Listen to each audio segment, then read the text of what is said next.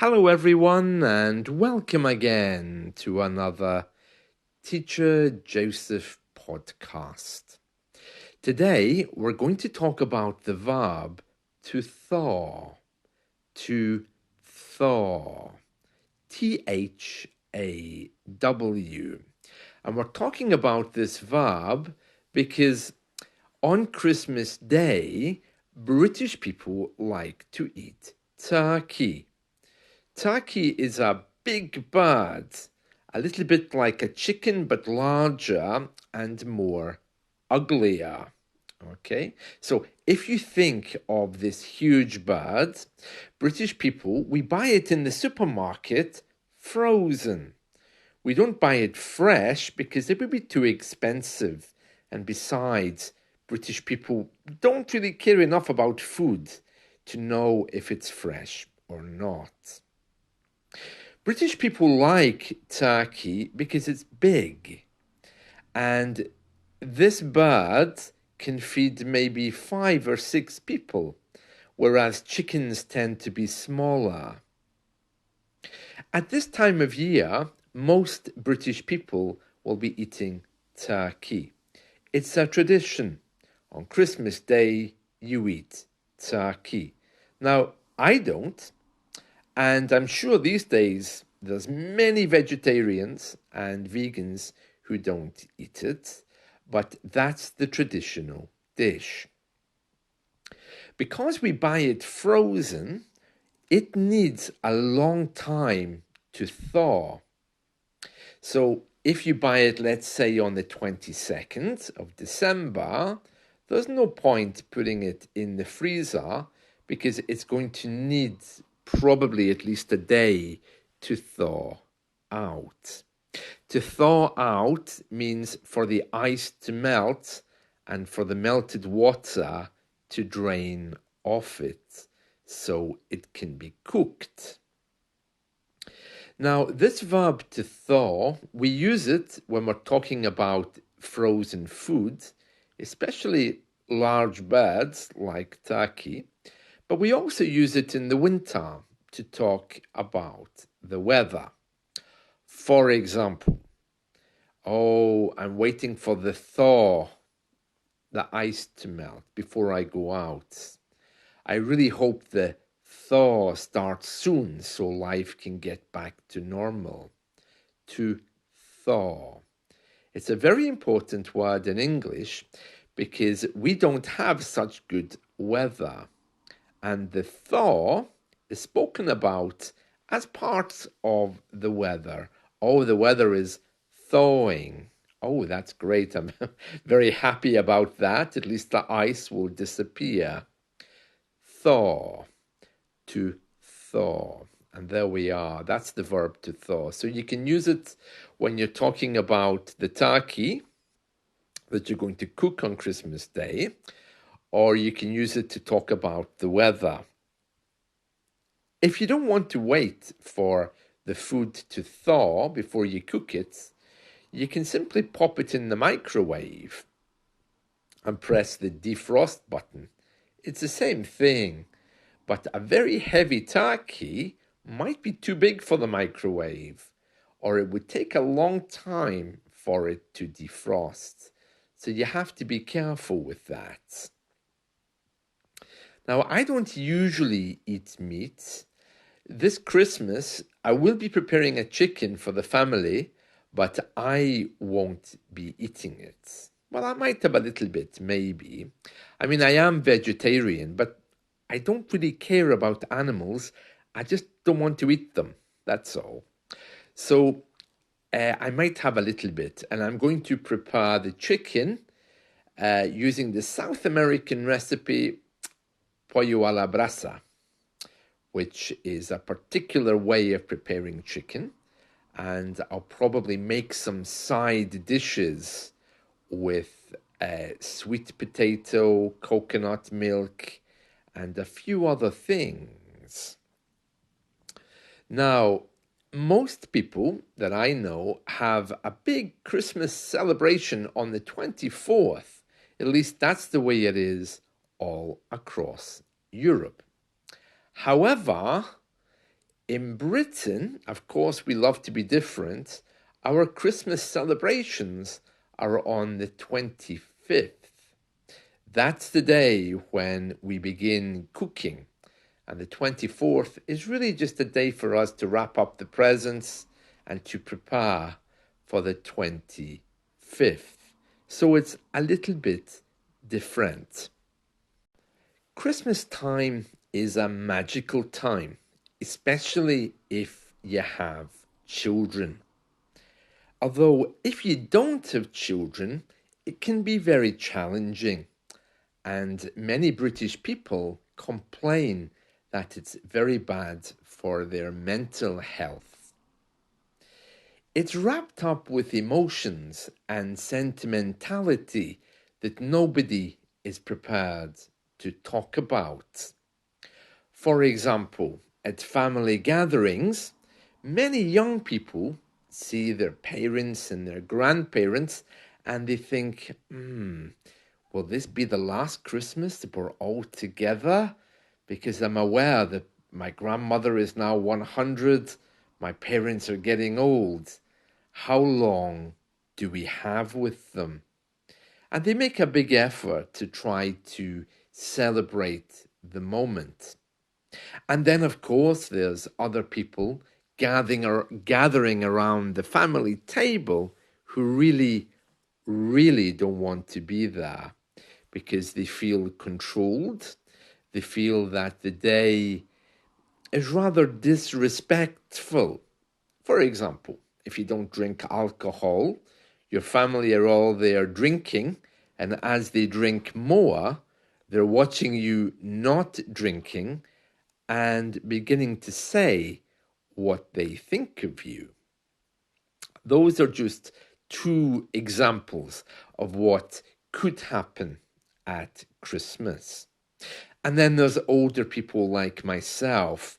My parents died many years ago, so I have the memories of my parents and grandparents, of the lovely gifts of long ago, and I'm thinking, well, where is everyone? The texts come in saying, have a nice Christmas. I hope you're all prepared. And I'm thinking, all prepared? What is it that I'm missing out on? But of course, these texts are blatantly referring to alcohol. People drink to cope with this period. So it's not all, as we say in English, fine and dandy as it appears to be. In fact, it masks a lot of very deep feelings and resentment. By the end of Christmas Day, there'll be a few fights, and I think a lot of British people now have just kind of given up. They're kind of saying, look, let's just forget about Christmas. Let's just leave it. Let's be adult about this. For me, I don't like the build-up. I don't like all of these Christmas decorations, and I particularly don't like this moral message which we're given by society. You will be happy. You will celebrate. You will be with family. I just think that it's time we kind of moved on from this moral religious period into something more meaningful. And I know I'm not alone there. So many of us are just trying to relax and step away from what is quite a hysterical time for a lot of people. Anyway, my Christmas decorations are up. I do have next week off. I'll be cooking some lovely food, and you'll see me on YouTube doing that if you're interested. And I also have a few gifts to give around Christmas.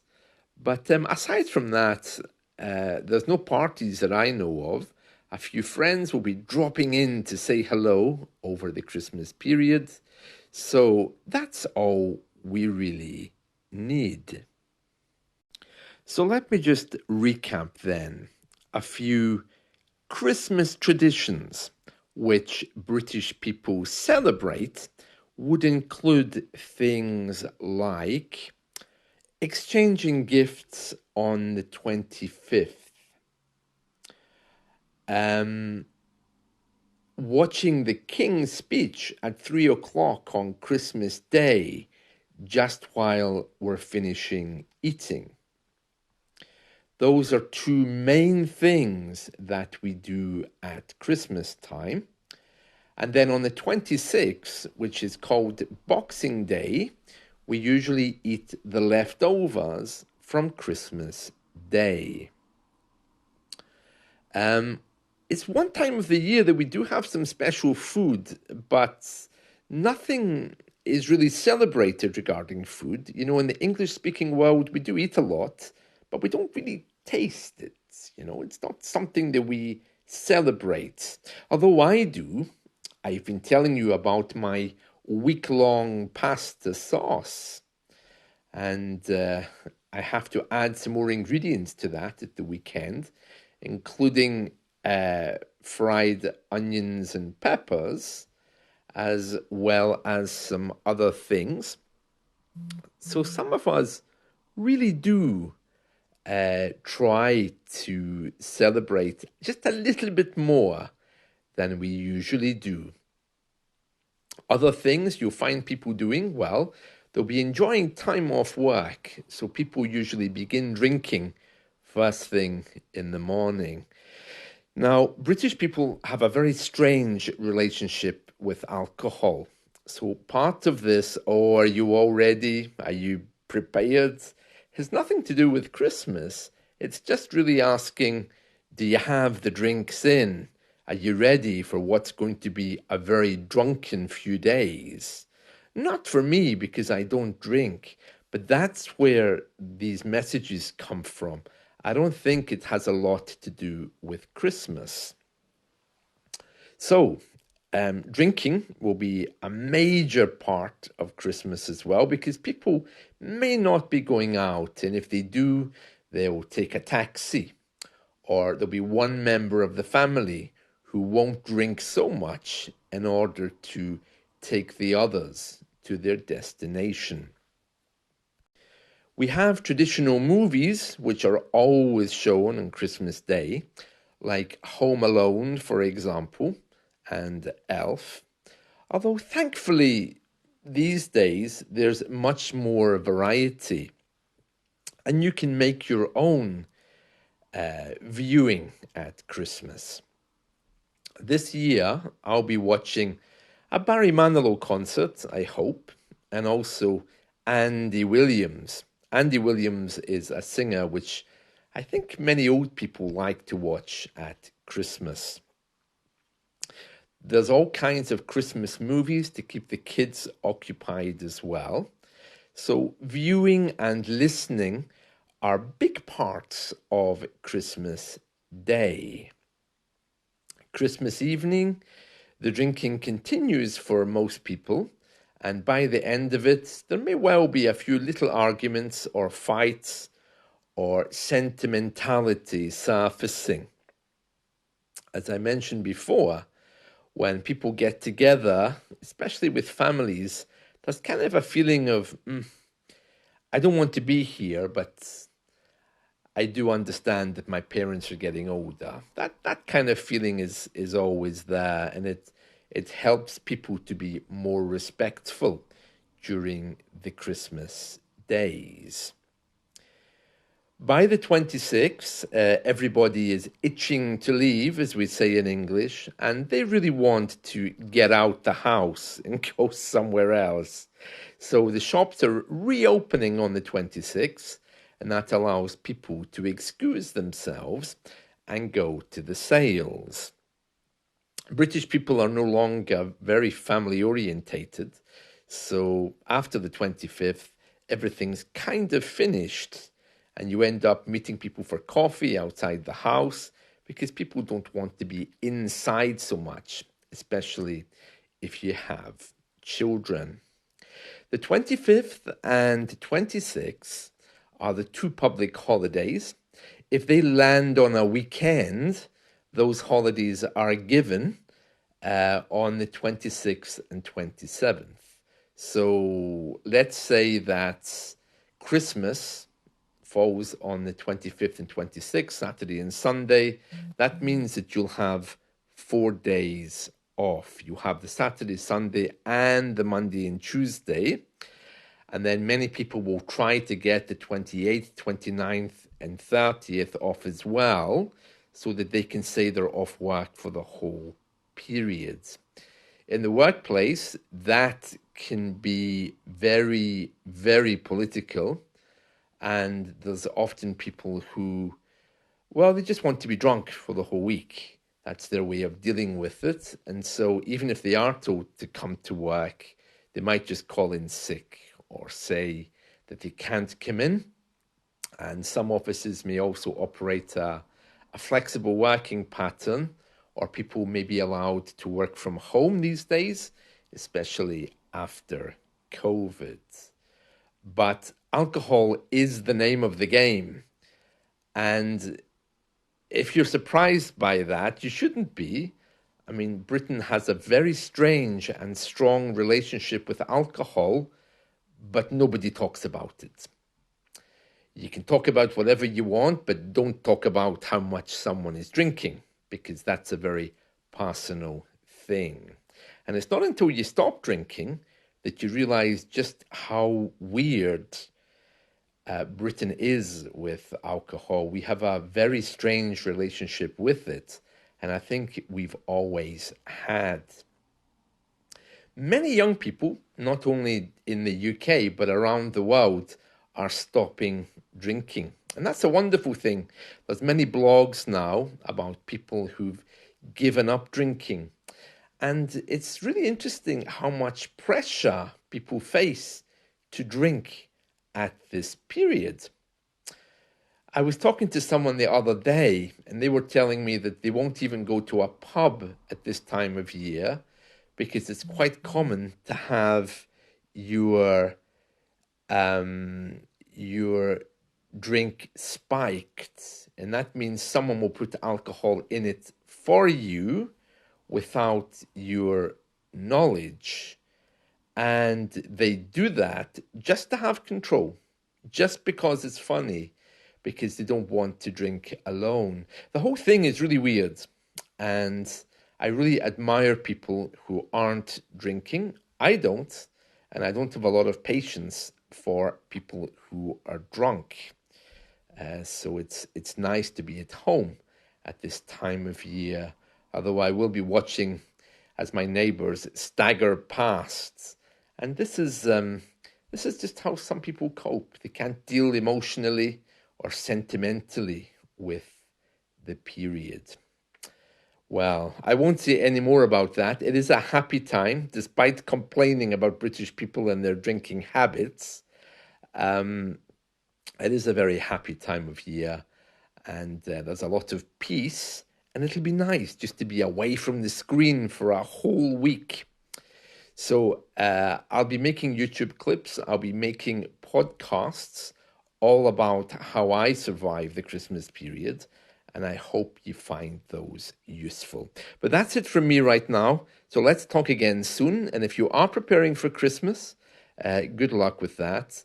If you are celebrating the pagan festival of the shortest day, which is today and tomorrow, I wish you a very happy celebration with that as well. More and more people are celebrating traditional spiritual pathways. So today is the shortest day of the year. So I guess many people will be gathering down at Stonehenge.